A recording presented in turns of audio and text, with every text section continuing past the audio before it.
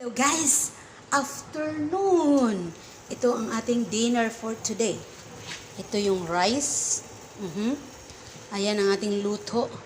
Masarap yan. Niluto ko sa Coke. Pepsi pala. Yan ngayon ang ating dinner. Itlog at saka iyan. At saka iyan, yun ay soup. Ito, soup. Ito, mix. Yun ang ulam nila ngayon. Pati yan. So, rice, good. Yan lang po ang ulam nila sa ngayong gabi. Guys, antabayanan nyo po how to cook. Pero simple lang yan na pagkaluto. Ito lang ang pakupusan ko talaga, yung wala nang sabaw.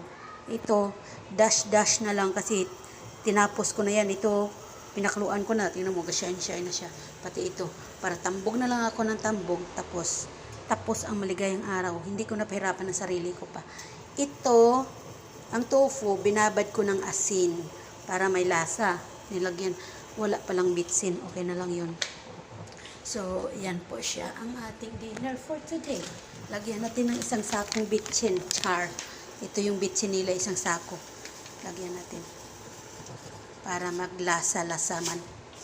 Ganyan ang technique sa tofu. So, isarahan natin na to para matuyo. Para hindi tayo mahirapan. Ayan po. At ito po ang ating gagawin ngayon.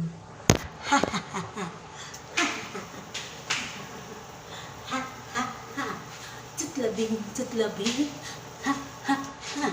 Ayun po. Magsayo-sayo tayo kasi kunti lang naman. Ayan mga guys, nakakagutom. Mamaya daliin ko tong patatas na to. Yan. Yan lang kasimple ang ating luto for tonight.